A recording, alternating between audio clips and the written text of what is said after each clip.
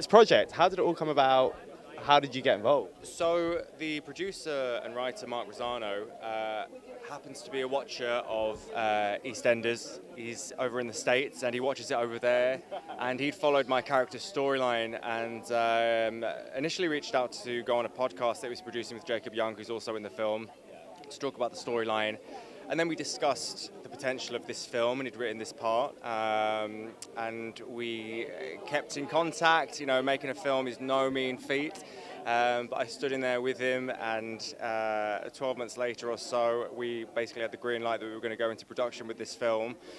And now here we are with the premiere of A Murder Between Friends. So it's been a bit of a whirlwind, but you know, this industry's full of twists and turns, just like Murder Between Friends. But it's just really excited to be here, yeah. And what was it like working with Dame Joan Collins? I mean, it's iconic. I mean, it's Dame Joan Collins, you know what I mean? You know, you start your acting career and, you know, you have these dreams of working with these incredible people. You never actually expect to have a conversation with someone saying, what's it like working with Joan Collins? You know what I mean? So it's amazing. And she is, you know, she's so just a master of her craft. And, you know, there's a reason she sustained her career for so long, because she's just so sharp.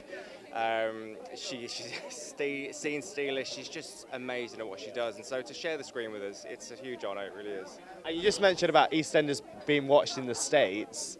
I always forget that soaps do get watched in the States. Is that weird to you? Well, I think it's all on various streaming, like BritBox and things like that. But yeah, I mean, like EastEnders has a reach. You know, there's people who've reached out to me over the years from America, Australia. Like it kind of does reach worldwide. So yeah, it was when Mark initially reached out, I was quite surprised that he was such a huge fan. But he's watched it for years, so it's so amazing that, you know, I've got to work with him, and you know.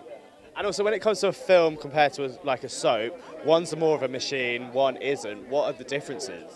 A lot of it is pace, and obviously with soap, you know, you've got multiple setups, multiple cameras, and it's kind of sometimes it's one take and that's it, you're moving on, and you know, you're churning out, you know, a lot of scenes in a day, whereas, you know, film can be a lot slower than that. Luckily with this, like, it was a bit of a happy medium that we had to, because of the time frame of the shoot, had to sort of, you know, get a lot in quite a short space of time, but yeah, I mean, it just, everyone was kept on their toes, and I think because of us had a lot of sort of soap background, soap opera background, we were used to working that way and used to working quickly and moving on and, you know, just getting the job done. So